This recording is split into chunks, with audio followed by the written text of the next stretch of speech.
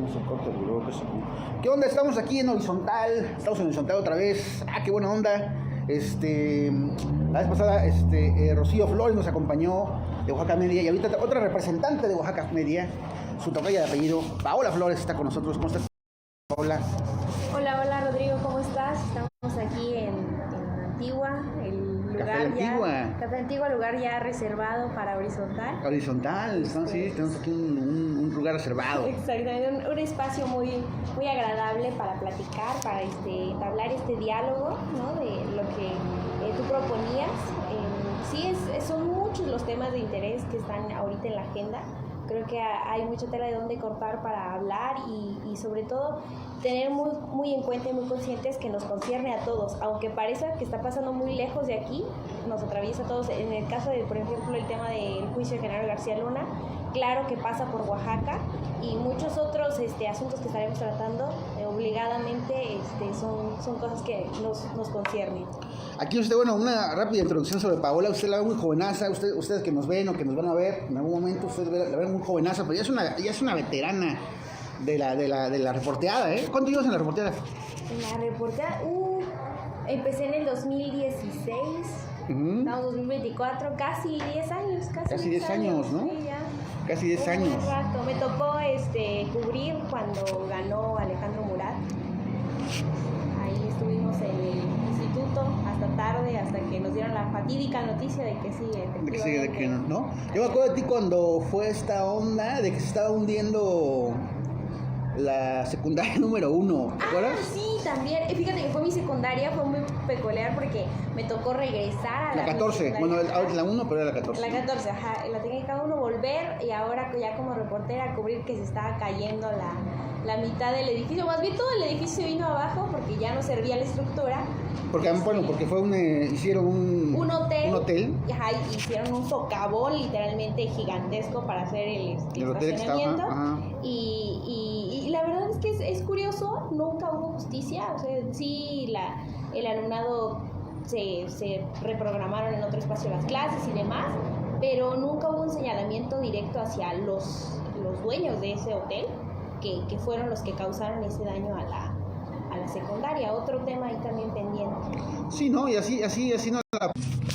Pues vamos a hablar sobre todo ahorita en estos momentos, pues de esta violencia, Paola, que está muy ruda, ¿no? Está muy ruda la violencia. Porque además llevamos ya, como fue claro, desde el sexenio de Murat, desde siempre. Creo que en Oaxaca pues hay Oaxaca, pese a sus bondades, es un lugar siempre muy torvo, pues, ¿no? Muy cuando la gente pues se mata, pues, ¿no? Pero ahorita la violencia se siente como una aplanadora un poco. Sí. Y sobre todo contrasta con el discurso del gobierno federal, del gobierno estatal, que habla de que Oaxaca, que Oaxaca es uno de los estados más seguros del país, cuando pues ha habido 5 ejecuciones en una comunidad, ¿no? Me parece como La Cañada, nunca tengo bien claro las regiones, pero una ejecución súper brutal, ¿no? Creo que la zona Triqui, 5 personas fueron ejecutadas, ¿no?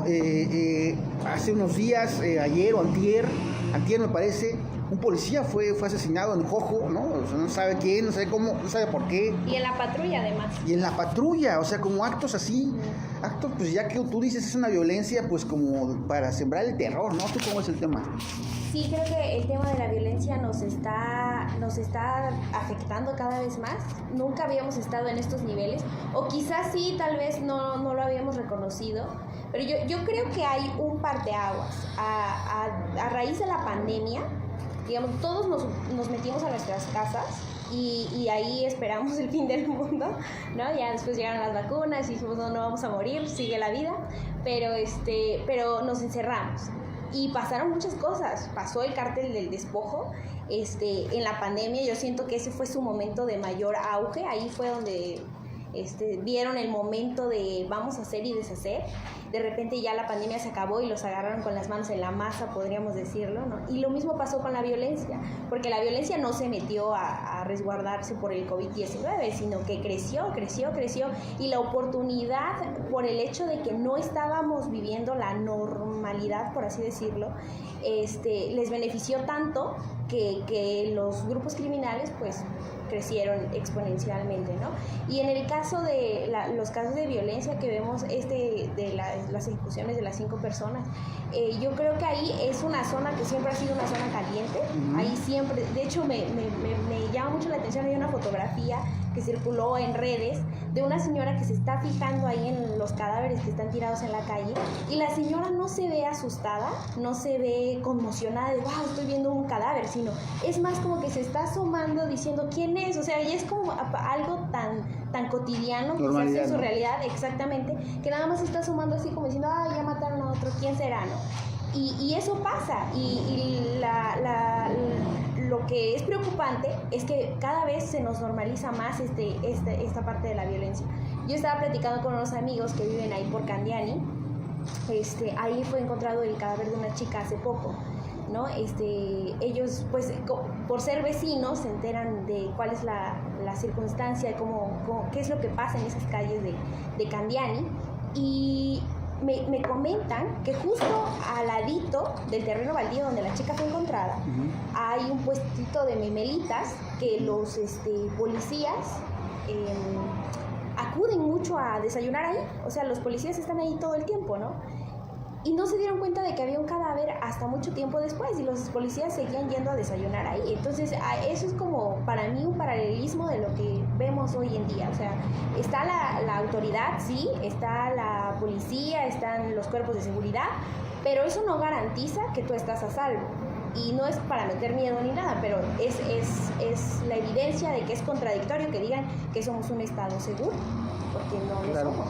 Claro, y además, bueno, cuando te dicen de los estados más seguros del país, 8 estados, pues dices, bueno, este país ya es un lugar ya muy salvaje, ¿no? Y eso nos lleva al tema nacional, que en estos momentos pues, es el juicio de Genaro García Luna, que nos comprueba la clase de país en el que vivimos, en el que hemos vivido y en el que se ha conformado todos estos años. ¿Y por qué? Porque básicamente pues devela también de perfil y de todos los lados posibles al sexenio de Felipe Calderón, ¿no? El sexenio de Felipe Calderón que vino con un discurso pues para autentificarse él mismo, pues venía de un fraude electoral, ¿no? Supuesto, ¿no? Pero fue una elección bastante irregular. Esta frase de Felipe Calderón, haya sido como haya sido, que ya desde ahí definía quién era este tipo tan hijo de la chingada. Y pues se agarra contra el narco, vende la idea de que, bueno, recuerdo, ¿no? Todos hemos visto esta imagen pues de él vestido como militar, que se le quedaba grande el traje y todo, ¿no? Pero pues ahora nos damos cuenta, y bueno, porque además eso ya se sabía desde el calderonismo, ¿no? La gente lo decía, pues que no hubo tal guerra, sino que lo que hubo fue básicamente un tipo todopoderoso, el secretario de Seguridad Pública, Genaro García Luna, hoy que está siendo juzgado y está a punto de ser, bueno, sentenciado o no en este juicio en Estados Unidos, en Nueva York, pues que básicamente regenteó el crimen organizado en México, y que ahora Calderón dice que no se enteró, que no sabía, que él que lo registren, que él siempre ha sido un poluto político que ama México. Y uno dice, chale, ¿qué onda? ¿Tú cómo ves todo este tema? O sea, está cabrón, ¿no? Sí, es una circunstancia bastante peculiar, y a mí me gusta preguntar mucho sobre el origen de García Luna. Creo que puede verse muy claramente cuál es el año en específico en el que se alza como este personaje que ya conoceríamos los siguientes años de 2006 a 2012, y podemos encontrar, yo siento, a mi parecer, que es justamente en el de 2005 a 2006 en donde él se consolida como la figura que iba, o el papel que iba a jugar en esta dinámica de poder que hubo en el sexenio de Felipe Calderón. A mí me llama la atención que todo esto de la guerra contra el narco tuvo, y creo que eso es un poco de hipocresía que siempre ha sido la constante en cuanto a Estados Unidos, ¿no? Porque Estados Unidos fue el que impulsó esa guerra contra el narco que hoy está juzgando en Nueva York, ¿no? O sea, ellos son culpables, y creo que en parte por eso es que cuando se habla de lo que está pasando en el juicio dicen, es que no hay pruebas, no hay videos, no hay fotos. Pues claro, no van a ponerlas porque en muchos de esos videos y fotos que existen se inculpan los mismos estadounidenses por la guerra contra el narco que fue desatada en México. Pero cuando buscamos la raíz o la razón por la cual Calderón aceptó tan abiertamente y dijo sí, vamos a ir con esta estrategia de ir en contra del narco y demás, creo que nace de la ilegitimidad con la que llegó al poder. O sea, porque sí llegó a ser presidente bajo acusaciones de fraude electoral gravísimas. Creo que no hay que ser demasiado analista o tener demasiada experiencia en cuanto al tema político para darnos cuenta que había una gran ilegitimidad, que él no había sido elegido representativamente como ocurre en nuestra democracia, que había sido algo turbio a todas luces. Entonces, para él creo que la oportunidad de jugar el papel de, voy a ir contra el narco, fue el momento de buscar esa legitimidad. Fue una decisión totalmente equivocada que nos ha costado, pues, cuántos años ya de violencia. Oaxaca no era el estado que hoy conocemos, no había las cosas de las que hoy escuchamos, y todo nace a raíz de esta guerra contra el narco que pudo haber sido evitada si las decisiones se hubieran tomado de otra manera. Exacto, porque además, como tú lo mencionas, pues el juicio, los gringos, ¿no? Los estadounidenses o el gobierno, la justicia estadounidense lo vendió como el juicio en el que iban a salir todas las pruebas del mundo, ¿no? Grabaciones, no sé qué, esto, lo otro. Y exacto, pues no salieron esas pruebas, pues porque básicamente los Estados Unidos siguen manteniendo este discurso de que ellos son los trigarantes de la justicia contra el narco, ¿no? Los que están siempre, combatiendo al narco, combatiendo los efectos del narco, los efectos de la droga, no sé qué, lo demás.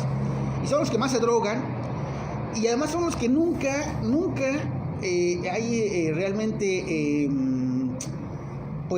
culpables o señalados por narcotraficantes al interior de Estados Unidos. Es decir, mucho se dice, ¿no? Pues sí, grandes firmas como grandes conglomerados de todas las cosas, como JP Morgan o como, no sé, hay otro que se llama BlackRock o algo así. Bueno, todos estos pues no van a ser mencionados en este tipo de cuestiones, de juicios, ¿no? Esta serie de Breaking Bad, ¿no? Que yo creo que muchos lo vimos. Y ahí básicamente nos pintan cómo está la cosa, porque si en algún momento ustedes recuerdan de Breaking Bad, cuando Gustavo Fring, este personaje, Giancarlo Esposito, es como el principal villano, pero él le rinde cuentas a un conglomerado que tiene su sede me parece como en Suiza, ¿no? Y que es un conglomerado legítimo, aparentemente, que tiene muchas firmas, muchas marcas, ¿no? Pero que también se dedican a vender metanfetamina, y también se dedican a países pues tronados de Europa, ¿no?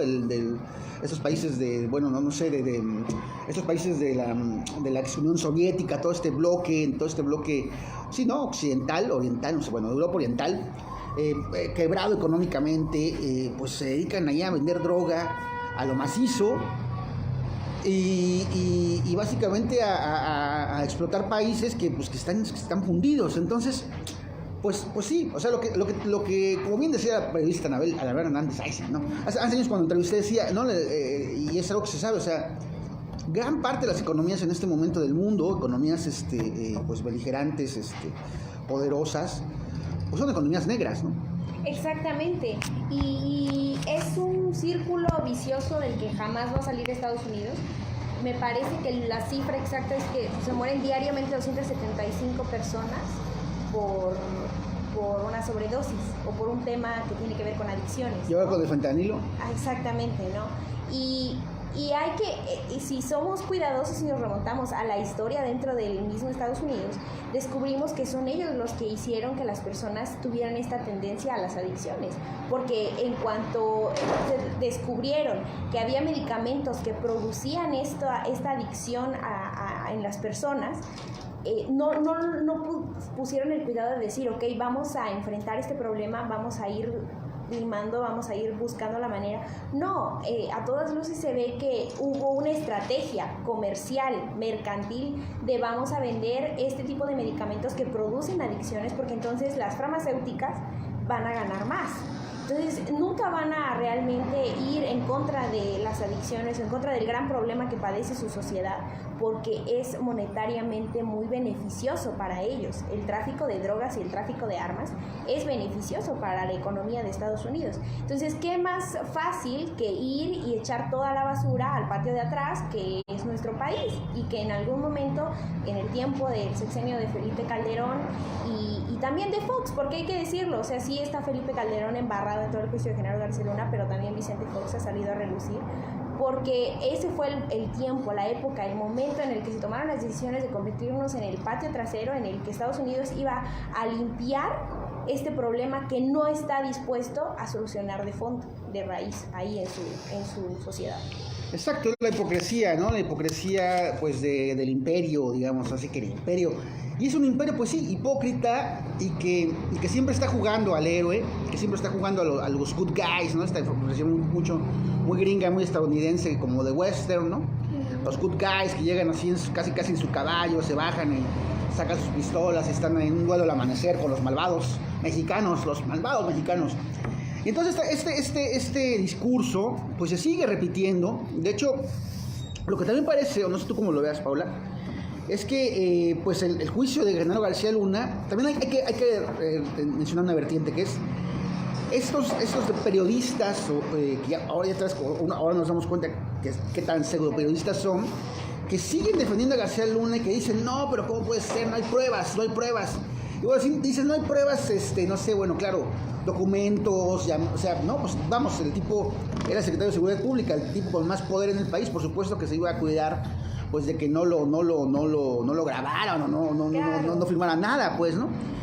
Pero esos pseudoperiodistas, y hay que mencionarlos, pues todo, el Universal, ¿no? El Universal que se da hoy, se ha hecho público, pues que recibía nada más que 25 millones de pesos al mes por repetir las cosas que García Luna les decía que repitieran. Carlos Loret de Mola, o sea, es un tipo que ya está en la cárcel, no solo por el asunto de Florence Cassés, sino porque básicamente fue el vocero del señor Genaro García Luna en todas sus barrabasadas.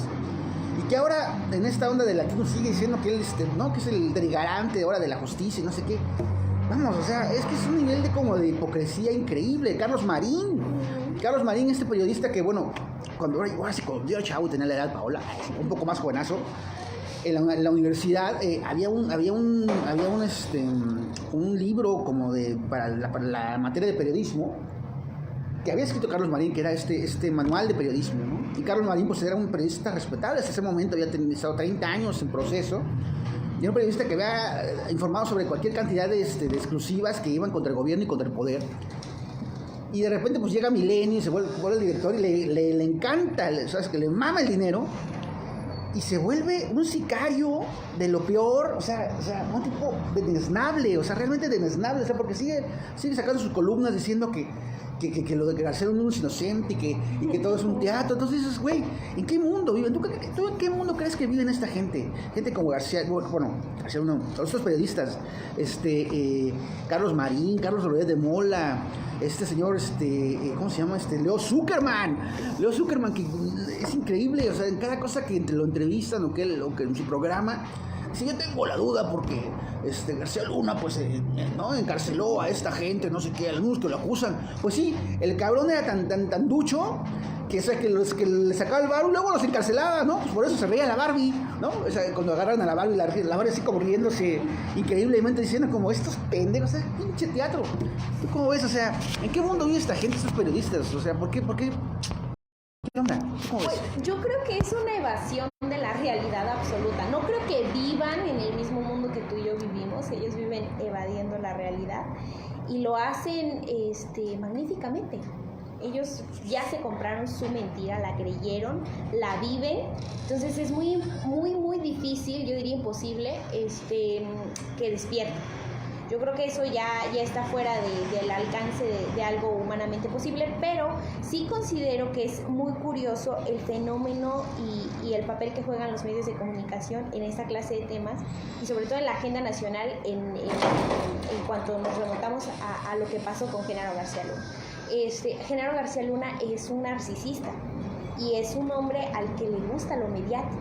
Esa es la escuela que él trae, eso es lo que él se alimenta, podríamos decirlo, o se alimentó durante mucho tiempo de esto, porque vemos cómo montó el caso de Florence Cassés y de Israel Vallarta, vemos cómo hizo el gran montaje también cuando hubo las detenciones de los dirigentes de la APO aquí en Oaxaca en el 2006, O sea, fueron momentos en los que sin duda él utilizó a los medios de comunicación a su conveniencia. La serie que hizo, ¿no? La serie que hizo, o sea, son muchos puntos y detalles ahí que vamos viendo cómo él le gustaba, disfrutaba de la atención mediática. Quizás eso también tuvo que ver en el final que tuvo, porque quizás si hubiera sido un personaje más discreto, tal vez no estaríamos contando la historia como la estamos contando, pero a él le gustó eso. Entonces hay imágenes muy claras y muy vividas, como esto que comentabas de la Barbie riéndose, claro, o sea, porque eran personas que se sentaban en la misma mesa, negociaban, decían cómo iba a estar la tirada, y tiempo después ya estaban siendo arrestados por el mismo García Luna y luego siendo liberados por el mismo García Luna, y en un círculo de un teatro. Es como tú entras en escena y ahora tú sales y ahora te voy a poner a ti. Es un escenógrafo maravilloso, García Luna, ¿no? Él le encantaba esto, y el papel que los medios de comunicación jugaron pues fue de pleitesía, de rendición absoluta. Ni siquiera dijeron bueno, voy a resistirme. Y creo que ahí entra el papel de cuál es la razón por la cual decide ser periodista. Creo que la mayoría de las escuelas de periodismo están llenos de personas que sí tienen esta ilusión de hacer algo diferente, de contar historias, de venir y decir, oigan, señalar la corrupción, señalar las cosas que se hacen mal. Pero también hay un cierto número de chicos que están estudiando periodismo que sí imitan a estos personajes. Entonces, es curioso cómo va marcándose el terreno y las líneas entre lo que siempre va a existir, porque siempre, Loret de Mola va a acabar, no sabemos cómo, yo espero en la cárcel, Carlos Marín va a acabar el tiempo de Riva Palacios, ya se está acabando su Raimundo Riva Palacio, otro tipo impresentable. O sea, que estaba calculando cuántos millones caben en una maleta, ¿no? Porque yo creo que él ha visto maletas llenas de dinero, entonces en su mente hay la posibilidad de ese cálculo. En la mía no, porque nunca he visto tanto dinero, francamente. Entonces, creo que es un tiempo que va a acabar, pero van a volver a salir otros nombres, otros personajes, pero con la misma intención y con la misma capacidad de servirle al poder en lugar de criticarlo. Y pues ahí va a estar la decisión de cada periodista, porque sí es complicado, llegas a un punto, llegas a los espacios en los que el poder está de manera tan horizontal, o sea, te atraviesa por completo, y tienes que saber qué papel vas a jugar, y ahí es donde cada periodista decide. Y bueno, en este caso de los nombres que ya hemos mencionado, pues se dejaron seducir por el poder, se dejaron seducir por el dinero, y de ese punto ya no hay retorno. Entonces yo creo que esa va a ser la tarea que nos resta a los que vamos hacia allá, que es el papel que vamos a jugar, y saber y estar conscientes de que quizás Riva Palacio se acabe su tiempo, se acabe el tiempo de Carlos Marín, de todos estos personajes, pero van a venir otros. Metamorfosearse, o algo así. Exactamente, o sea, siempre va a haber alguien dispuesto a... Claro. Asegúrate que el que esté dispuesto no seas tú. Sí, ¿no? Es como decía una película, hay una película que se llama Pandilla Salvaje, Sam Peckinpah. Entonces, bueno, son sobre un montón de tipos duros, bueno, una bola de tipos duros que te cagan muy mal. Es un western. Y entonces uno de los personajes le decía a otro, ¿no? Bueno, había una escena ahí donde un amigo de la juventud ahora los perseguía.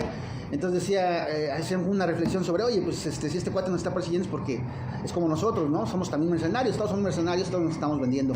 Entonces este amigo, el personaje que interpretaba Ernest Borgnine, un actor clásico de Hollywood, decía, sí, güey, pero depende con quién te vendes, ¿no? O sea, depende también con quién te vendes y qué es lo que vendes y a qué precio estás dispuesto a pagar para venderte, ¿no? Entonces yo creo que eso es mucho lo que la reflexión que podemos sacar de este asunto vergonzante, porque es vergonzante, o sea, es vergonzante ver a Leo Zuckerman diciendo esas tonterías, es vergonzante ver a Riva Palacio, exactamente como lo menciona Paola, hacer cálculos de cuánto cabe, no sé, $10 millones o cuánto debe una García Luna en una maleta. Es vergonzante, por ejemplo, Ciro Gómez Leiva, que es de esta camada, pero que ahora hace ya como un periodismo, pues digamos, incluso hasta interesante, porque sí denuncia cosas y todo este pedo, y además tiene reporteros aquí muy, pues que son buenos reporteros, pero que también estuvo en la misma cosa, ¿no? Yo creo que ahorita está como temblando en qué momento sale él, ¿no? Sale él.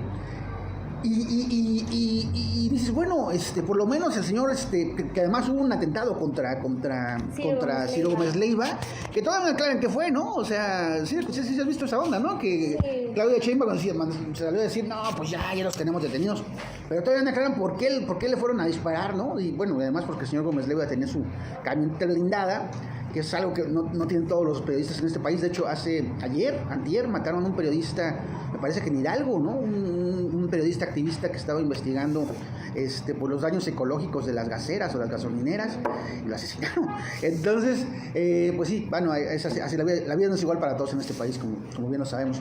Pero sí, es vergonzante y es para reflexionar la clase de país en la que estamos, la clase de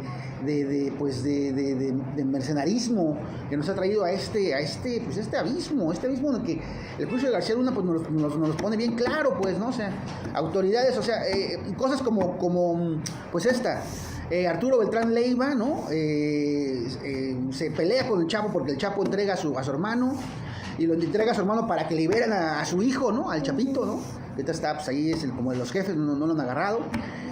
Y entonces, pues el Beltrán Leiva se encabrona y manda a secuestrar a García Luna. Se le dan un cerrón ahí a toda la caravana y se llevan a García Luna. Y según el periodista Ricardo Ravelo, que lo anunció desde ese momento, lo hizo público, pues García Luna, bueno, lo lleva, o sea, Arturo Beltrán Leiva dice que se lo lleven, ¿no? Que se lo lleven allá a su presencia, y lo cachetea.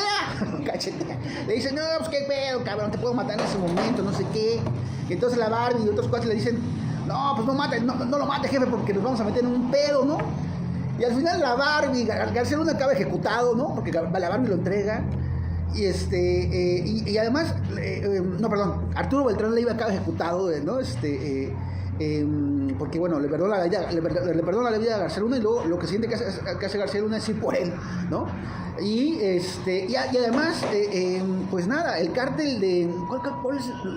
Los Zambada, el Mayo Zambada, no, el hermano de Mayo Zambada, que es el principal narco que todavía está ahí, pues, libre, que es el señor ahí del cártel de Sinaloa. Pues era el que controlaba el aeropuerto internacional de la Ciudad de México. O sea, por eso hubo una balacera, hubo muertes, todo, porque básicamente ellos controlaban qué entraba, qué no. Y entonces uno dice, bueno, vamos, tú cuando te enteras de estas cosas, ¿qué piensas, Paola? Pues fíjate que todo lo que cuentas me parece muy curioso, porque no sé si tú has visto Narcos México. Sí. ¿Sí? ¿No? Entonces te das cuenta que esas series no están para nada alejadas de la realidad, o sea, te están contando lo que es tu país, nada más que en la versión de ciencia ficción. Pero eso es México, y es triste admitirlo. Y también es muy triste, y como dices, es vergonzoso, darnos cuenta que México es un país en el que si eres un periodista serio y que va a criticar el poder y que va a sacar a la luz todas estas cosas de las que estamos hablando, vas a acabar muerto, ¿no? Es triste que ese sea el estándar. O sea, si tienes mucho dinero, eres un periodista corrupto.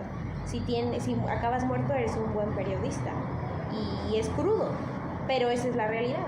Entonces, ahora lo que decías de que sí, el Mayo Zambada y la forma en la que tenían el control del país, pues yo creo que eso, mucha gente piensa, Genaro García Luna ya está en prisión, ya se acabaron esos días, pero no, porque en los cárteles se cae uno y brotan 10, entonces son como florecitas, ¿no? Entonces no creo que eso vaya a cambiar, pero sí creo que la forma en la que México está respondiendo, o la forma en la que la gente está informada, es muy diferente, porque antes sí había la seguridad de que la opinión pública iba a ser manipulada por medio de estos medios de comunicación de los que estamos hablando, estos personajes que salían y decían, Genaro García Luna dijo esto, hizo esto, y defendían la versión oficial a diestra y siniestra, y entonces la gente compraba muchas veces esa versión.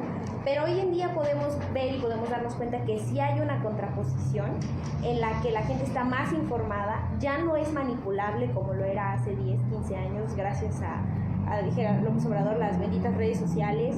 Hay muchos otros canales de información, entonces estamos cambiando, estamos mutando hacia algo distinto. Por eso también nos lleva a por ejemplo, no sé si has visto que hay personas que graban las ejecuciones, y la suben a redes y también eso está circulando, ¿no? Entonces el país ha cambiado tanto a raíz de esta misma violencia que a veces yo siento que ya no nos reconocemos, o sea, que ya no somos lo que alguna vez se pudo haber logrado. Y creo que es muy fatalista decirlo así, pero es la forma en la que lo veo.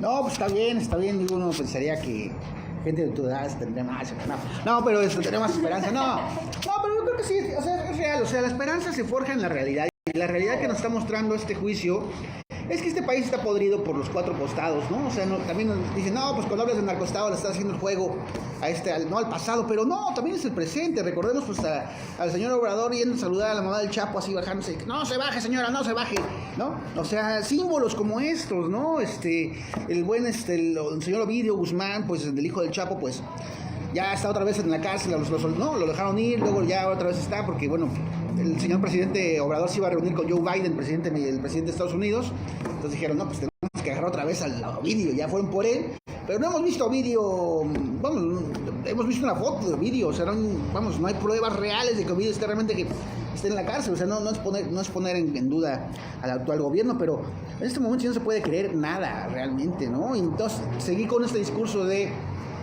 decir que estamos en un narcoestado es darle el juego a la oposición, no, a la derecha. Entonces dices, no, igual, o sea, derecha, izquierda, vamos, estamos igual, podríamos ver. O sea, si hablamos del narcoestado en Oaxaca, pues no mames, podríamos ya estar en problemas de seguridad, ¿no? Entonces, sí está muy cañón el tema. Y sobre todo, pues lo que hay que tener en cuenta es que también pues nos enfrentamos a un asunto mundial, porque está claro que a García Luna, pues no sé si bueno, ya está a punto de darse el veredicto, ¿no? Sí. Es un poco probable, pero sí es probable que lo dejen ir, pero también lo más probable es que le den, ¿qué? 10 años, 20 años, ¿no? Una cosa así, una pena mínima, porque bueno, no ha habido pruebas contundentes físicas, bueno. Los testimonios son pruebas, ¿no? En sí, o sea, los señalamientos, todo esto, ¿no? Pero también lo que nos enfrentamos es eso, a la hipocresía estadounidense, a que ellos se están cubriendo a sí mismos, la CIA, ¿no? La CIA, la DEA, la vida misma, ¿no? El FBI, bueno, o sea, hace años, no sé si ya sabes esa película, Paola, se llama Maten al mensajero, que es con este actor Jeremy Renner, que acaba de tener un accidente súper fatal, pero que la libró. Y es una historia, básicamente, sobre un periodista en los 80s, mediados de los 80s, en la primera mitad de los 80s, pues que hace pública, ¿no? Los nexos o la conexión que hay entre pues el caso de las contrainsurgencias de Nicaragua, ¿no? De Irán, incluso de Irán Contra, se llama el escándalo, donde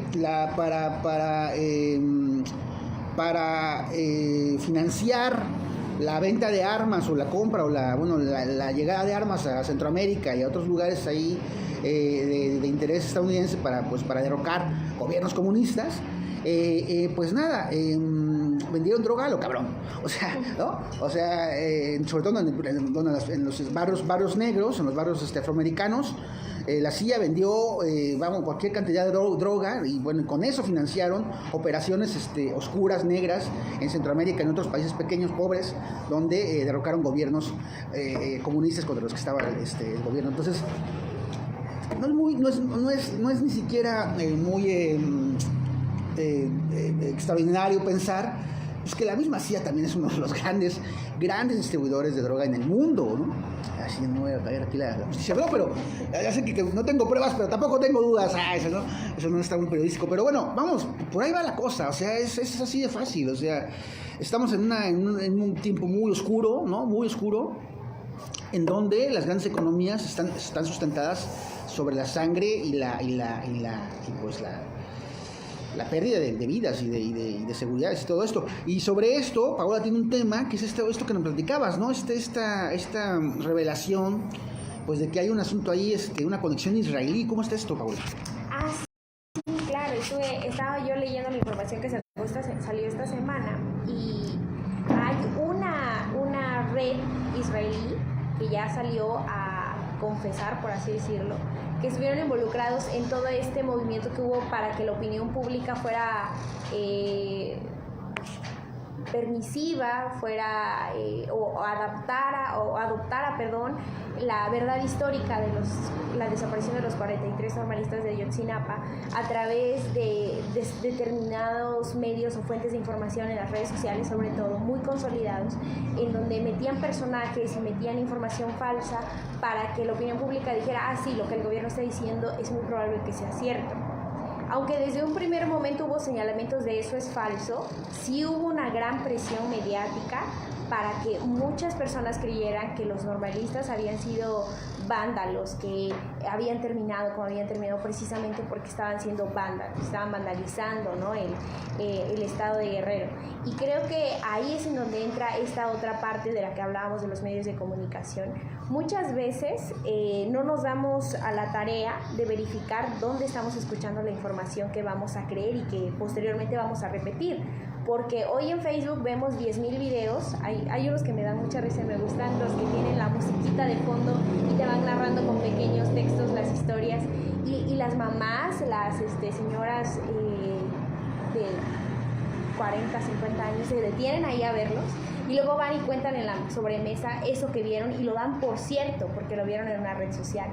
Pero cuando salen esta clase de filtraciones o de confesiones o como lo quieran denominar de estados, el Estado israelí ha modernizado muchísimo su sistema de seguridad, su sistema de ataque, su sistema de...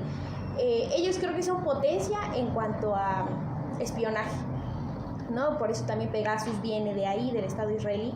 Entonces ahí cuando uno empieza a darse cuenta, vemos cómo han estudiado de tal manera el sistema en el que funciona la información en redes sociales que pueden asegurar, pueden vender como un producto, mover las masas, mover la opinión pública. Entonces sí es muy importante que cuando tú como usuario estás frente a una red social, frente a un video, frente a una información que te llega a través de Facebook, de Twitter, de Instagram, la red que más uses, lo pienses y digas, esto es verdad, lo verifiques antes de compartirlo, porque muchas veces así es como crece, nace y se va como corriente de río al mar la información falsa. Exactamente, pues sí, todo está conectado. ¿Y qué hacer frente a esa conexión? Por ejemplo, ¿tú crees que a Felipe Calderón le pase algo con todo esto que, no? Porque además ya está en Twitter diciendo, no, yo no soy, casi se compara con Jesucristo por esta campaña. Su esposa, Margarita Zavala, que fue candidata, bueno, se retiró porque los Bayeres, que eran los mineros de este país, son los mineros de este país. El señor Bayeres ya murió afortunadamente, bueno, no afortunadamente, pero bueno, si estaba muy ruco, tenía que morir de algo, porque tenía demasiado dinero, pero bueno, afortunadamente el ser millonario, excesivamente millonario, te salva de la muerte.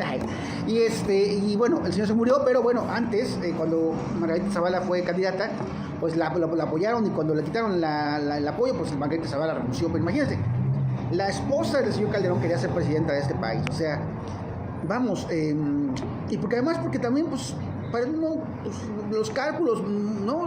Nos dicen pues que a Felipe Calderón no le va a pasar nada, ¿no? Porque además tenemos un presidente que también, pues, es un mago de la oratoria, y de la oratoria, pues, de repente la más abyecta, ¿no? Que ha dicho que él no tiene rencor con el pasado, que él quiere como que las cosas se reinicien en este país, casi como si fuera Mandela. Y además, bueno, hace unos años, hace 2 años, hubo una consulta, ¿no? Una consulta pública donde, bueno, sí, que la gente sí votó porque se juzgara contra los presidentes. Se juzgara a los expresidentes, pero pues como no hubo gran mayoría, pues no fue vinculante, ¿no? Entonces, bueno, esta retórica obradoriana que a mí me parece particularmente indigesta, como la gente pues lo asume como parte de la herencia de un caudillo, como pues del accionar y del discurso del caudillo, ¿no? Esta retórica que no va a ningún lado, que solo vamos, ¿no? Y entonces en ese sentido, pues podría haber esperanza en México de que Calderón en algún momento vaya a la cárcel en este país. Pero lo cierto es que tenemos a un fiscal, pues, federal ineficiente totalmente, que bueno, que no sabemos si está vivo o muerto, está muy enfermo, o está en un hospital. Nadie sabe nada sobre el señor Alejandro Gertz Manero en estos momentos, pero sigue siendo el fiscal, ¿no? O sea, y además es un señor que también ha probado una y otra vez pues que básicamente el país le vale gorro, ¿no? Y que lo que quiere hacer que él como que lo que ha hecho como fiscal, pues es llevar su propia agenda, ¿no? Castigar a sus enemigos, a sus enemigas, bueno, ¿cómo era esta onda? Creo que era la esposa, sí, su exnuera, ¿no? No, su excuñada, su cuñada, ¿no?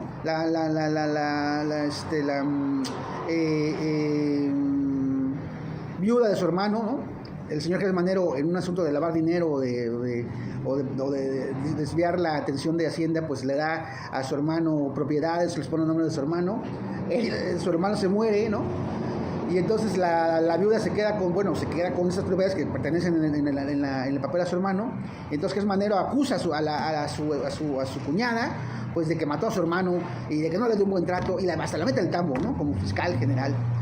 Y tenemos a un presidente de la República que siempre que se le cuestiona sobre Gertz Manero dice, es que es un poder independiente, el fiscal, yo confío mucho en el fiscal, es una gran persona. Y todos nos damos cuenta, o todos nos damos cuenta en este país, de que no es una gran persona, de que el señor Gertz Manero es un tipo oscurísimo, que ha estado incluso, que estuvo en la Dirección General de Seguridad, ¿no? En los 70s, ahí surgió esa Dirección General de Seguridad, que es la base del narco mexicano, vamos, que crea el narco mexicano, ¿no? Estos policías que desaparecían gente durante la Guerra Sucia. Y el presidente insiste en que es una gran persona, en que es encomiable, que no sé qué. Y está el dato, pues, de que básicamente la Fiscalía tiene 500 carpetas de investigación abiertas y no ha pasado nada y no va a pasar nada. O sea, tenemos una Fiscalía ineficiente, por donde se le vea, y tenemos un presidente que dice que no es ineficiente, que es muy honesto ese señor, que no lo entiende la gente, que no lo comprende, pero que él lo apoya, que tiene un apoyo todo el tiempo, dice eso. Y uno dice, estamos en un callejón sin salida. O sea, realmente Calderón pues puede estar muy tranquilo realmente en España, porque ya no creo que le pase. ¿Tú crees que hay algún tipo de justicia para Felipe Calderón por todo lo que estamos enterando? Pues mira, yo creo que ahí entra algo que es muy importante destacar. El presidente Andrés Manuel López Obrador, yo creo que ha sabido jugar su carta de esos 30 millones que votaron por él. O sea, él sabe a quién le habla en la mañanera. Creo que no nos habla a ti y a mí, no somos su público al que él está buscando alcanzar. Es otro público y le sabe hablar en su lenguaje, le sabe explicar el país desmenuzadamente para que la gente se sienta enterada, se sienta como parte de y estén informados. Creo que esa parte la ha sabido trabajar muy bien. Creo que es hasta cierto punto un poder que no se había visto explotado por un presidente antes, porque él utiliza el poder mediático a su favor y a su conveniencia cada mañana está ahí. Y yo te puedo contar de un montón de gente que conozco que en su día a día, ni bien llega a su puesto, prende la mañanera, va en el taxi, prende la mañanera, o sea, están totalmente compenetrados escuchando la predicación, si así le quieres decir, de López Obrador cada mañana. Entonces, ese es el primer punto. Yo creo que es importante destacar que no nos está hablando a ti y a mí, que nos encanta encontrarle huecos a su mensaje, sino a otro público que ya lo tiene ganado, ya lo tiene conquistado. Y entonces, cuando vemos el poder que tiene para mover a su gente como él diga, oigan, vamos a hacer esto, y la gente dice, sí, el presidente está diciendo esto, vamos a hacer esto. El presidente dijo que esto está pasando y esto está pasando, porque le creen todo lo que dice. Entonces yo creo que en cuanto al juicio a los expresidentes, que López Obrador ha dicho que él no va a tener ninguna venganza, que él no va a perseguir, que es lo que el pueblo diga, creo que es un discurso muy bien trazado, muy bien utilizado, pero no es la verdad, porque recordemos que Felipe Calderón le robó la presidencia a Andrés Manuel López Obrador, y así lo dice él, o sea, él sabe que eso fue lo que pasó. Y yo no creo que un hombre que llega a ocupar el poder más alto dentro de un país vaya a dejar atrás todo, totalmente, o los rencores, o el hecho de todo lo que le hicieron pasar. Yo creo que López Obrador está jugando muy bien sus cartas para vengarse. No sé si has leído alguna vez El Conde de Montecristo. Ok, entonces Alejandro Dumas nos cuenta esta historia de Edmundo Dantes, que va haciendo justicia cuando regresa de prisión, ¿no? Va haciendo justicia y va poniendo en su lugar a cada uno de las personas que estuvo involucrado en el daño que fue causado hacia su persona. El hecho de que haya perdido al gran amor de su vida, el hombre que se casa con ella, todos los que falsamente lo acusaron, incluso a las personas que tú ni te imaginas que podrían haber tenido algo que ver, él lo recuerda, los tiene presentes y les va dando su justo castigo y su justa retribución, ¿no? Él llega a un punto en el que dice: divina providencia, te pido perdón porque estoy tomando tu lugar al yo ejercer el castigo. Yo creo que López Obrador está jugando un juego similar. Quizás no nos estamos dando cuenta porque él hace esta retórica de no vamos a perseguir a nadie, pero en el fondo yo creo que el plan que él ha trazado para su sexenio es un plan que está cuidadosamente pensado y tiene la estrategia de poner en su lugar a las personas que le hicieron tanto daño a él moralmente antes de que llegara a la presidencia. Yo lo veo así porque no es coincidencia que Felipe Calderón haya salido huyendo de México, esté en España como rezagado, como cuando su castillo, el castillo de los de antes, había caído y se escondían en las mazmorras esperando la misericordia del conquistador. Yo creo que así es como está Felipe Calderón hoy en día, está rezagado, está desesperado, incluso a las fotos que circulan de él, porque creo que se ha asegurado de postear suficiente información como para decir estoy bien, no pasa nada, pero a todas luces se ve que sí está desmejorado su semblante, está preocupado porque sabe que vienen tras él. No sabe cómo, y creo que esa es la peor parte, esa es parte de la tortura de este personaje, que no sabe cuándo, no sabe cómo, pero sí siente ahí pasos en la azotea, exactamente. Creo que eso es parte de la tortura que va a sufrir este personaje hasta el momento en el que caiga. O sea, no sabe cuándo, no sabe cómo, pero sabe que va a caer. Y es muy interesante darnos cuenta el juego político que está jugando el presidente, porque yo no creo que AMLO sea un presidente manco. Yo creo que sí sabe el poder que tiene, el poder que ostenta, y va a hacer uso de él hasta el último día de su sexenio. Pues sí, porque además con esto que mencionas, realmente sería este discurso de no tengo rencor con el pasado, pues sería, bueno, claro, en la mañanera pues nadie le cuestionaría nada, ¿no? Pero sí cae mucho o languidece frente a toda pues sí, cascada de datos y de corrupciones que nos está dando, ¿no?, el juicio de García Luna. O sea, el discurso del gobierno federal de no tenemos rencor con el pasado y hay que ser ¿no? Hay que ser ahora sí que pase amor o abrazos no balazos, pues languidece frente al hecho pues de que el gobierno tiene que hacer algo. O sea, el gobierno de México tiene que hacer algo. Si mundialmente se está pues dejando claro y filtrando y mencionando pues que la guerra, que insistimos, ¿no?, que la guerra contra el narco que se vendió mundialmente pues fue en realidad la asunción, ¿no?, empoderamiento de un narcoestado, de un individuo como Alejandro García Luna. Uno de los últimos datos es que al pobre señor Rubén Omar Romano, ¿no?, que es era técnico de Cruz Azul en ese momento, pues lo secuestran, ¿no? Se vuelve un asunto muy mediático, lo secuestran, finalmente como a las 2 semanas logran ubicar a uno que lo tienen secuestrado, lo sacan de ahí, ¿no?, en una operación incluso que exactamente se transmitió en vivo, me acuerdo mucho. Uh-huh. Y al día siguiente o a los 2 días, cuando aparece con su equipo, el señor lleva pues una playera donde dice gracias AFI, ¿no?, la Agencia Federal de Investigaciones, que es el asunto de García Luna. Y entonces uno dice, bueno, además se le ve con una cara pues de que poca madre. Y ya después, pues hoy se hace público pues que lo obligaron a llevar esa playera, lo obligaron ahí en este asunto que dice Paola, ¿no? Esta debilidad o esta fijación que tenía García Luna por la imagen y por el discurso, ¿no?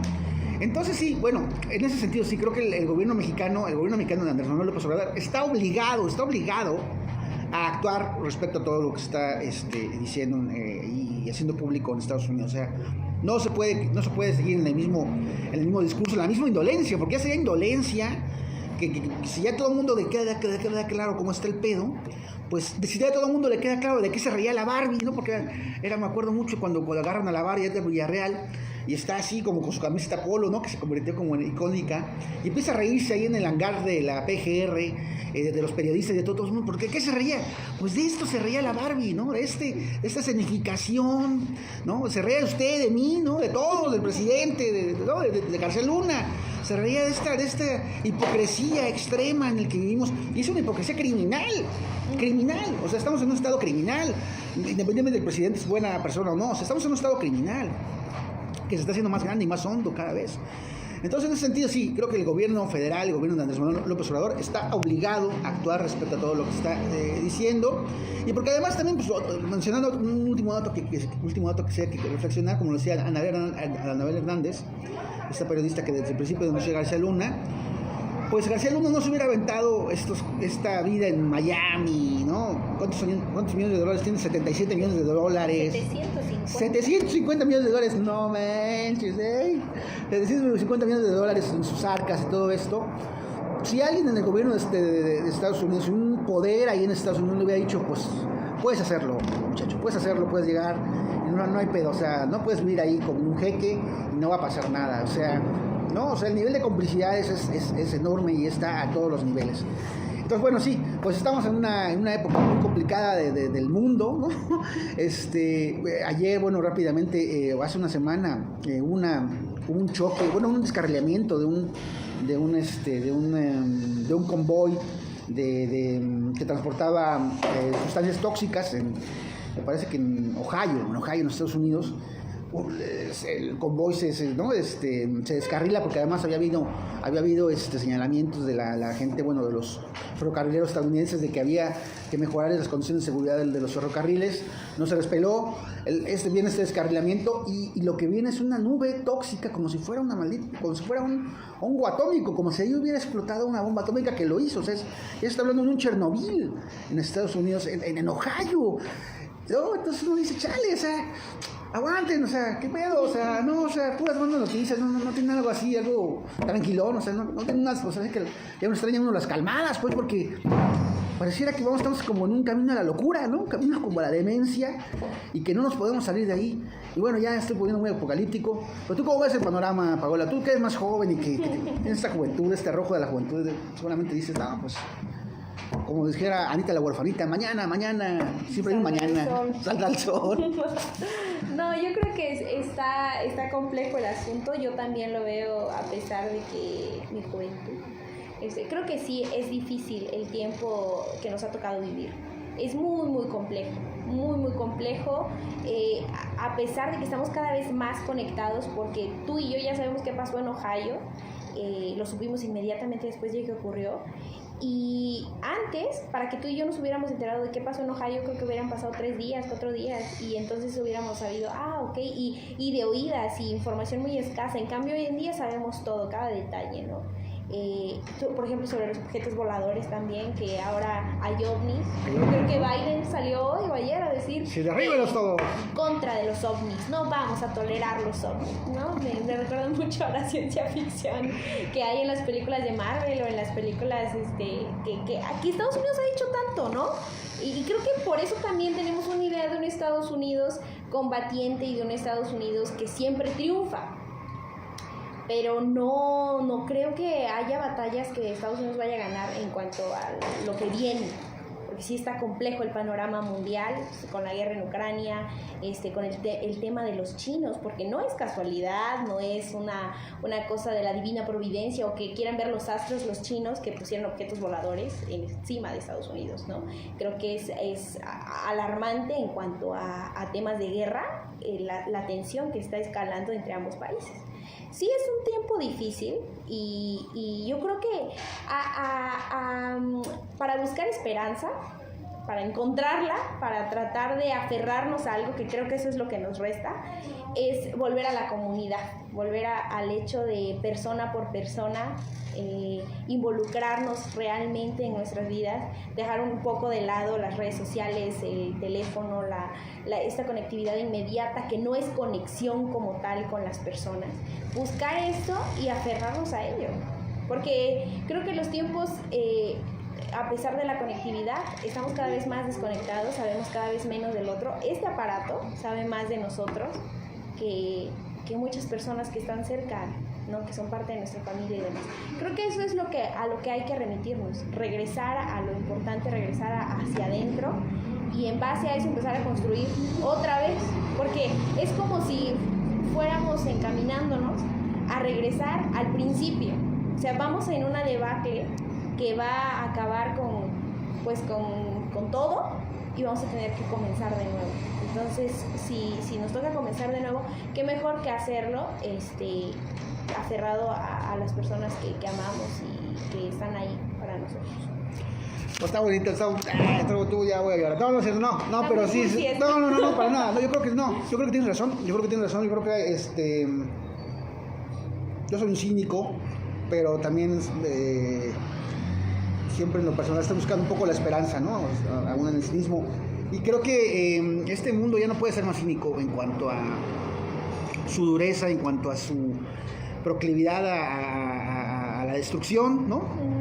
Y creo que sí, en ese sentido, pues sí tenemos que buscar maneras de independizarnos de esta destrucción, de alguna manera u otra, de independizarnos del juego político, incluso de los políticos, de las políticas que siguen siendo un mentiras siempre, que uno sabe que está mintiendo y que dice, bueno, pero pues yo también necesito chamba, está chido, pues, pero de repente dice, bueno, ¿qué pasó ahí, no? O sea, es como muy, muy complicado.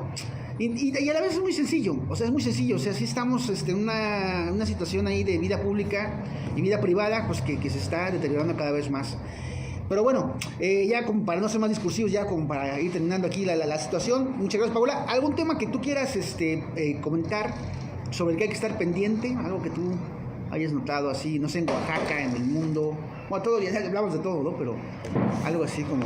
Sobre el cual estar pendiente. Ok, yo creo que hay que poner mucho ojo en estos días en lo que está pasando en las colonias de las periferias, en lo que está ocurriendo, porque Oaxaca está gentrificada, Oaxaca ya está totalmente gentrificada. Entonces vamos a ver qué está pasando en las periferias. Están ocurriendo cosas muy buenas, está habiendo resistencia de parte de las colonias de las periferias, pero también están ocurriendo cosas que son difíciles y que tarde o temprano, aunque la gentrificación quiere imponerse, van a llegar aquí a donde está el centro, a donde se supone que todo es muy bonito, muy colonial. Hay cafés y restaurantes aesthetic, como dice esta palabra, muy estéticos, muy, muy lindos y muy todo, pero va a llegar, ya está muy cerca, está en las periferias. ¿La violencia te refieres? La violencia, la inseguridad, el hecho de que están descuidadas totalmente a raíz de que toda la atención está centrada aquí. Y está centrada aquí porque aquí se supone que hay turismo y la ganancia y gran parte de la economía de Oaxaca se mueve gracias a que tenemos turismo, etcétera, cosa que también es muy discutible. Sí, además porque hay que, rápidamente, el tercer lunes del cerro ya lo anunciaron, ¿no? Tercer lunes del cerro. Sí, cosa que, pues bueno, ya veremos cómo nos va a nosotros los ciudadanos de a pie enfrentar eso, todo lo que conlleva el contexto social y político que hay alrededor de cada lunes del cerro. Entonces, eso, poner mucho ojo en las periferias. Si tú vives en una colonia de las periferias, ponte atento a lo que está ocurriendo, porque yo sé de muchas colonias en donde no está llegando el agua, el servicio del agua, precisamente porque está destinado hacia, por ejemplo, en la zona de la reforma agraria, ahí el agua se va para los centros comerciales. No les llega de manera recurrente a los vecinos, tienen que comprar pipas. Y así, ese mismo fenómeno, y en cuanto a otros temas, se repite en varias colonias que están alrededor del centro de la ciudad. Poner mucho ojo a lo que está pasando, tanto lo bueno como lo malo, y darnos cuenta que ahí está nuestra área de oportunidad para hacer algo por nuestro estado. Ok, pues ha visto esta iluminación que de repente se abre y se cierra, porque tenemos acá ¿cómo se llama? Como... Una puerta. una puerta que se abre y se cierra, pero que también juega como una especie como de reflector a voluntad del viento y de la naturaleza. Pero bueno, muchas gracias, Paola, muchas gracias por estar aquí, en este espacio de reflexión informativa. Y pues nada, ¿algo más quieres agregar? No, eso sería todo. Muchas gracias a ti por el espacio, por la oportunidad, por el tiempo de plática, que es muy, muy ameno, muy divertido. Creo que esa es la conclusión que nos podemos llevar. Vivimos tiempos de ciencia ficción, entonces sé tu propio personaje y lidia tus batallas como Dios te entiende. Muchas gracias, Paola. Muchas gracias. Igual, pues luego repetimos esta plática. Y pues sí, estaremos platicando aquí con periodistas, ay sí, ¿no? Y porque también pues es bueno platicar, y además es necesario en estos momentos en los que las cosas de repente pueden, o no de repente, se nos están poniendo color de hormiga, señoras y señores. Pero bueno, ya, vámonos.